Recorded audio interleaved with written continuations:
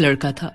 वो शहर के आखिरी छोर पर रहता था। वो बहुत ही गरीब था, लेकिन वो मेहनती था। वो अपनी माँ के साथ रहता था और छोटी मोटी दुकानों पर जाकर रोज के खाने के लिए काम किया करता था। माँ, मैं घर आ गया हूँ। थोड़ी बहुत सब्जियाँ लाया हूँ। आज इसमें से ही कुछ बना दे, बाकी का कल देखेंगे। हाँ ले बेटा, पहले पानी पी ले। काम ठीक से हुआ ना? एक मीठा भी ले। पड़ोस में एक लड़की आई है, उसने ही दिया तो मैंने सोचा तेरे लिए रख दूं। अच्छा, कौन कौन आया है उसके साथ रहने? कोई नहीं बेटा, वो अकेले रहने आई है यहाँ पर। क्या शहर के आखिर में इसने क्यों घर लिया है? ऊपर से अकेली है, डर नहीं लगता क्या इसको? हाँ बेटा, अकेली भी है और घर भी बहुत ही सुंदर बनाया है। ऊपर से खुद भी बहुत सुंदर है। ऐसा लगता है कि परी उतर कर आ गई है। मैं तो देखती ही रह गई। क्या माँ, सच में ऐसा है क्या? फिर तो पता नहीं कि इसने यहाँ क्यों घर बनाया है इतनी दूर। जाने दो, इसकी भी कोई मर्जी होगी या मजबूरी, हमें क्या। हाँ बेटा, हो सकता है। जिसकी माया वही जाने। खैर तू बता, मैं आज क्या बनाऊं खाने में? बता क्या खाएगा? माँ, मैंने करेला और प्याज लिया है। आप उन दोनों को मिलाकर ही सब्जी बना दो। ठीक है बेटा, मैं अभी बनाती हूँ। तभी कोई दरवाजा खटखटाता है। बेटा देख तो कौन आया है। जी, आप कौन? जी, मैं आपकी पड़ोसी हूँ। आज ही यहाँ रहने आई हूँ। वो मैंने घर बनाया है ना, तो खाना देने आई थी। आज पहला दिन है मेरा, इसलिए सोचा आप लोगों को खाना खिला दूं। कौन है बेटा? माँ जी, मैं हूँ जो सुबह आई थी। अच्छा अच्छा, ठीक है बेटा।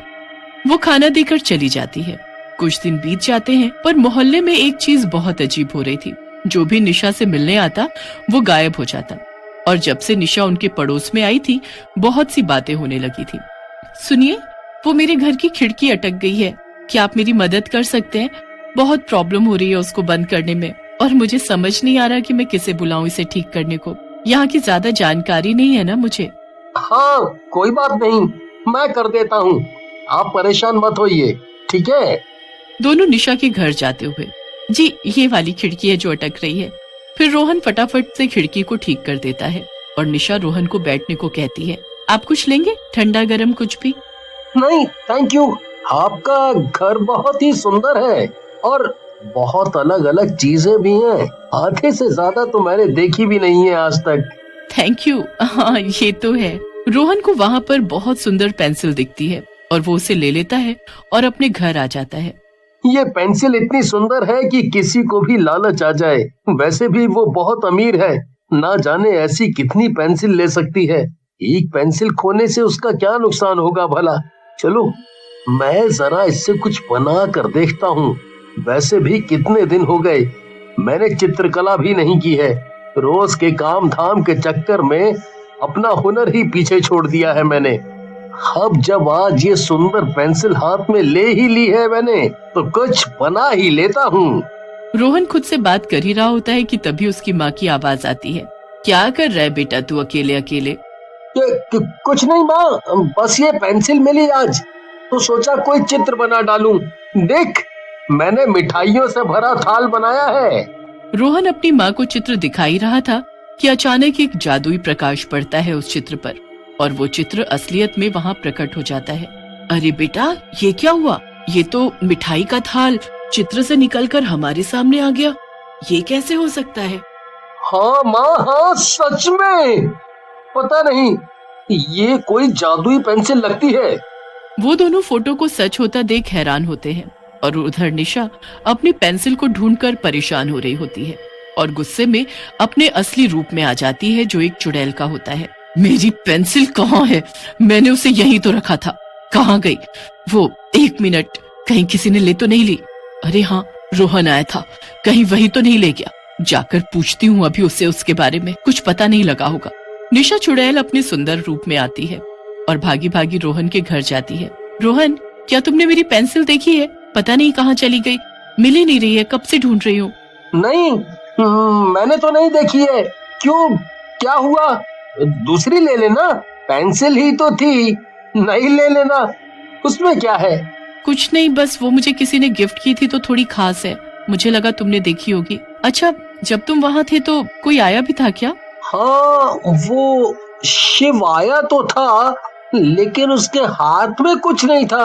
अच्छा ठीक है, मैं एक बार उससे भी पूछ लेती हूँ, क्या पता उसको कुछ पता हो। फिर वो हड़बड़ाती हुई वहां से चली जाती है। रोहन जल्दी से दरवाजा अच्छे से बंद करता है। रोहन, तूने तो शिव का नाम लगा दिया, अब जाकर देख तो निशा उसके साथ क्या कर रही है, कहीं बात ज्यादा न बढ़ जाए। ठीक है, मैं जाकर देखता हूँ। अगर कुछ ज्यादा हो गया तो मुझे हैंडल करना होगा, वरना बेचारा शिव फंस जाएगा। शिव, मेरी पेंसिल कहाँ है? वो मुझे दे दे, वरना तुझे पता नहीं मैं क्या कर सकती हूँ तेरे साथ। जल्दी बता, मेरी पेंसिल कहाँ है? मुझे कुछ नहीं पता। कैसी पेंसिल, कौन सी पेंसिल?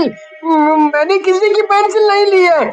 एक पेंसिल के चक्कर में मैं तुमसे पंगा क्यों लूंगा? तू नहीं बोलेगा तो मैं तुझे मार दूंगी। जल्दी बता कहाँ है मेरी पेंसिल। तू मुझे गुस्सा मत दिला, बहुत हो गया तेरा। लगता है तू ऐसे नहीं मानेगा। चुड़ैल गुस्से में लाल पीली होकर उसे मार देती है और उसका पूरा घर छान मारती है, पर पेंसिल उसे नहीं मिलती और वो और भी ज्यादा हड़बड़ा जाती है। अरे, पेंसिल तो इसके घर में भी नहीं है, कहीं ये सच तो नहीं बोल रहा था। इसका मतलब रोहन के पास ही है मेरी पेंसिल, वो जरूर झूठ बोल रहा था। रोहन निशा का असली चुड़ैल रूप देखकर बहुत डर जाता है और जल्दी जल्दी अपने घर जाने लगता है। माँ, जल्दी से चल, वो निशा एक चुड़ैल है, उसने शिव को मार दिया है। हम यहाँ से भाग जाते हैं, वरना वो हमें भी मार देगी। जल्दी कर माँ, जल्दी कर। पर हम पैदल कितनी दूर जा पाएंगे, वो तो हमें पकड़ ही लेगी। क्या पागलों जैसी बात कर रहे है तू? अगर शिव की तरह रोहन के पास भी मेरी जादुई पेंसिल नहीं मिली तो मैं क्या करूंगी? निशा चुड़ैल गुस्से में बौखलाई हुई दौड़ी दौड़ी रोहन के घर आती है। उनका दरवाजा खुला है, ये लोग कहाँ गए? कहीं ये मेरी पेंसिल लेकर भाग तो नहीं गए? मैं इस रोहन को नहीं छोड़ूंगी, ये समझता क्या है खुद को। उधर रोहन और उसकी माँ एक नए शहर में बस जाते हैं और उधार पर एक दुकान लेते हैं। माँ, हम इस दुकान में खाने पीने का सामान बेचेंगे और इस पेंसिल की मदद से हम बहुत अमीर बन जाएंगे कुछ दिनों में ही, देखना तुम। और किसी को शक भी नहीं होगा। हाँ, सही कह रहा है तू बेटा। पहले सारी चीजें बना लेते हैं, उसके बाद ही दुकान खोलेंगे, इससे किसी को शक भी नहीं होगा हमारे बारे में। दोनों ढेर सारी चीजें बनाकर दुकान सजा लेते हैं और फिर दुकान खोलते हैं और उनकी बिक्री भी बहुत होती है, क्योंकि इतना सामान वहाँ आसपास कोई दुकान वाला नहीं बेचता था। दुकान पर सामान बेचते हुए दोनों बस यही सोचते हैं कि भगवान ने उन पर बहुत बड़ी कृपा की है। इस तरह वो चित्र बनाकर मनचाही चीजें बनाते गए और धीरे धीरे आम लोगों की तरह अमीर हो जाते हैं और एक बड़ा सा घर बना लेते हैं। माँ, जब उस चुड़ैल के पास ये पेंसिल हो सकती है तो और भी बहुत कुछ होगा ना, जिससे हम बहुत अमीर और उसकी तरह ही ताकतवर भी हो सकते हैं ना? हाँ बेटा, ये तो है, पर हम जितने में हैं हमें उतने में ही खुश रहना चाहिए।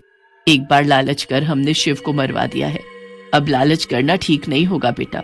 नहीं माँ, मुझे अमीरी के साथ साथ बहुत ताकतवर भी बनना है और मैं फिर उसके घर में जाकर बाकी की जादुई चीजें देख कर लाता हूँ। क्या पता उसी में उसकी ताकत का राज भी छिपा हो।